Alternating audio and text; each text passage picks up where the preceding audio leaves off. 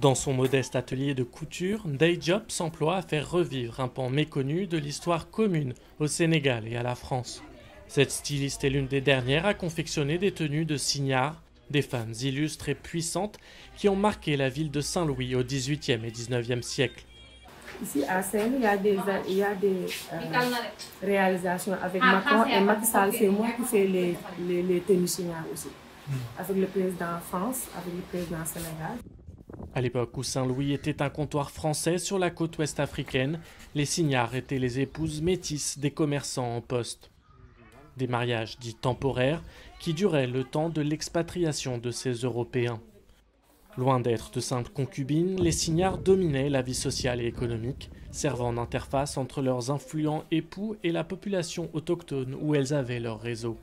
Elles étaient reconnues pour leur style vestimentaire, parures de soie, bijoux en or et accessoires que Ndeye Diop recrée dans son atelier. Avec la robe. Cet après-midi, la styliste a demandé à quelques étudiantes de revêtir les tenues pour une démonstration. Direction le centre-ville pour une balade aux airs d'un autre temps. Les tenues des signares nous rappellent nos ancêtres. Elles nous permettent de mieux connaître notre histoire, nos racines et de mieux nous imprégner de notre culture. Nous sommes vraiment fiers de mettre ces tenues.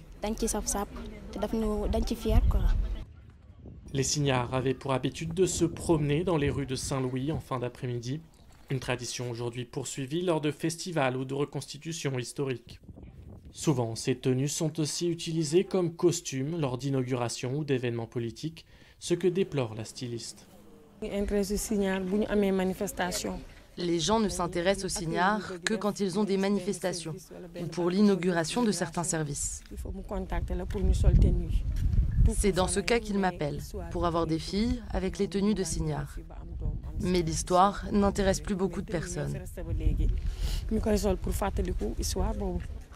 Éviter que l'histoire unique des signars soit dénaturée ou tout simplement oubliée, c'est la mission que s'est fixée Aminata Sall, conservatrice au Centre de recherche et de documentation de Saint-Louis. Au sous-sol, elle garde des tenues qui ont été confectionnées ces dernières années à partir d'écrits et de gravures d'époque. Et lorsqu'on la sollicite pour emprunter ces tenues, Aminata Sall veille au grain. Si c'est juste pour du décor, elle refuse. Les femmes ont joué un grand rôle, donc on doit leur attribuer vraiment la place qui est la leur. Et ne pas faire en sorte qu'elles ne servent que de décor.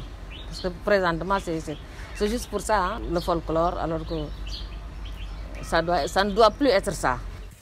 Au XIXe siècle, le règne des signars a pris fin avec l'intensification de la colonisation et l'abolition de l'esclavage.